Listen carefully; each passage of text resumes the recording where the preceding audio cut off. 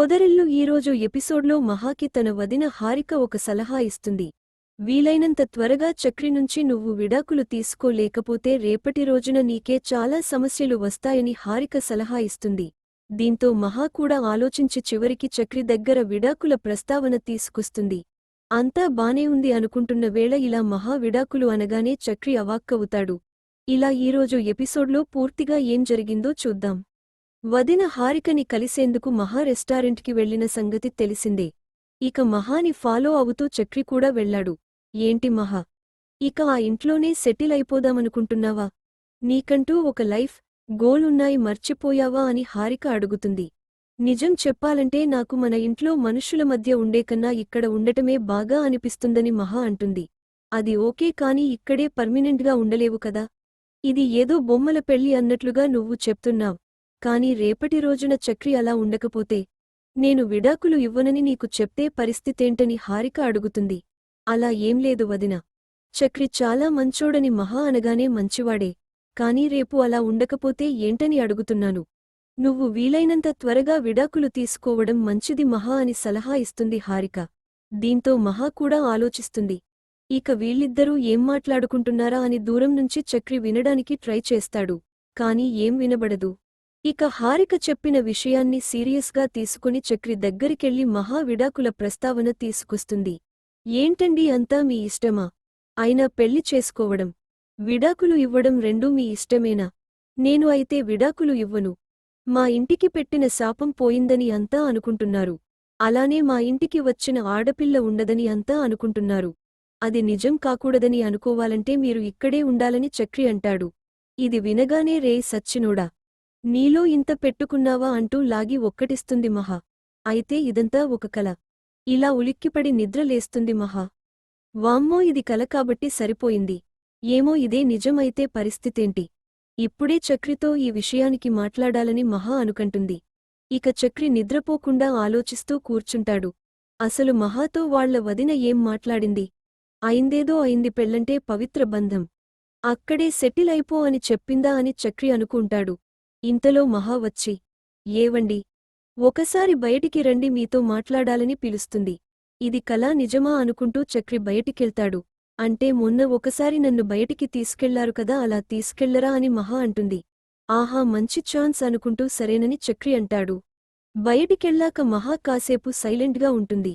తర్వాత మొత్తానికి విషయానికి చెప్తుంది. మనం ఈ ఉత్తుత్తి పెళ్లి నుంచి బయటపడలేమా? మీకు ఒక జీవితం ఉంది, నాకు ఒక జీవితం ఉంది. కాబట్టి మనం విడాకులు తీసుకొని ఎవరి జీవితం వాళ్లు చూసుకుందామని మహా అనగానే విడాకులా అని చక్రి అవాక్కవుతాడు. అవును, మీరేంటండీ నిజంగానే ఇష్టపడి పెళ్లి చేసుకున్నవాళ్లలా అంత షాకవుతున్నారని మహా అంటుంది. అంటే ఉన్నట్టుండి విడాకుల గురించి మాట్లాడుతుంటే అని చక్రి నసుగుతాడు. మనం ఒక సమస్య నుంచి బయటపడటానికి ఇంకొక సమస్యలో ఇరుక్కున్నాం. నిజానికి ఇది ఫేక్ మ్యారేజ్, కానీ చట్టప్రకారం మన మ్యారేజ్ రిజిస్టర్ అయింది.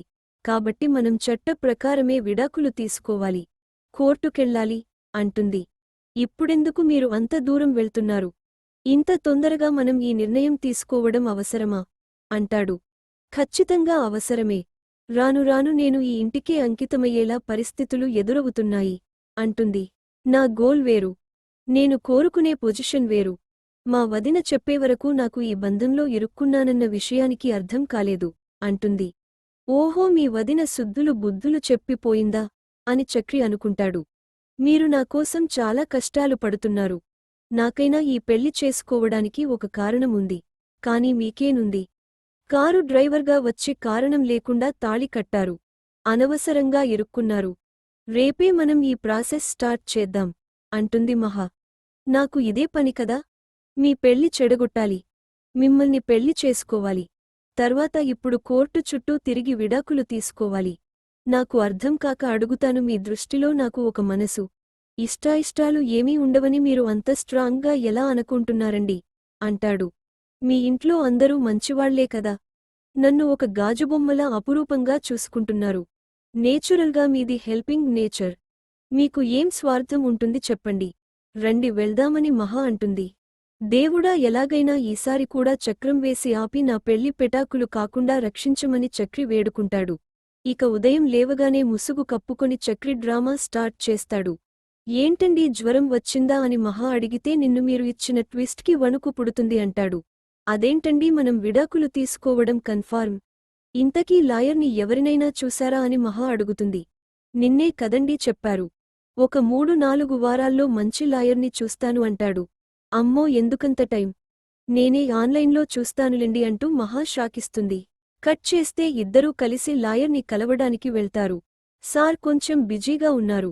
5 నిమిషాలు వెయిట్ చేయండని అసిస్టెంట్ చెప్తాడు. 5 ఏళ్లైనా ఎదురు చూస్తాం. మాకేం ఫర్లేదని చక్రి అంటాడు. ఇక్కడితో ఈరోజు ఎపిసోడ్ ముగిసింది. తరువాయి భాగం ప్రోమోలో మహాకి కానిస్టేబుల్ కాల్ చేస్తాడు. అమ్మా నేను మీ ఇద్దరికీ పోలీస్ స్టేషన్లో పెళ్లి చేయించిన కానిస్టేబుల్ని. మీ ఆయన, వాళ్ల ఫ్యామిలీ నిన్ను బాగానే చూసుకుంటున్నారా అని అడుగుతాడు. అవును సార్ వాళ్లు చాలా మంచి మనుషులు. నన్ను బాగా చూసుకుంటున్నారని మహా అంటుంది. మరి అలాంటప్పుడు ఇంత త్వరగా విడాకులు ఎందుకు అప్లై చేస్తున్నారని కానిస్టేబుల్ అడుగుతాడు. మీరు విడాకులు అప్లై చేయడానికి వీల్లేదని కానిస్టేబుల్ అంటాడు. కానిస్టేబుల్ ఫోన్ చేసిన విషయానికి చక్రికి చెప్తుంది మహా. ఏవండీ మనకి పెళ్లి చేసిన కానిస్టేబుల్ నాకు ఫోన్ చేసి ఎందుకు ఇంత త్వరగా విడాకులు అప్లై చేస్తున్నారు? మేము ఐజీ నుంచి వచ్చిన ప్రెజర్ కూడా తట్టుకొని మీ పెళ్లి చేస్తే ఇలా 2 నెలల్లో విడాకులకి అప్లై చేస్తారా అంటూ ఫైర్ అయ్యాడని మహా అంటుంది. సరిగ్గా అప్పుడే కేశవ ఇంటికి వస్తాడు. మహా మాటలు విన్నట్లు కేశవ షాక్ అయినట్లు ప్రోమోలో ఉంది. మరి ఇది నిజమో లేక కేశవ వినకుండా వెళ్ళిపోయాడో చూడాలి.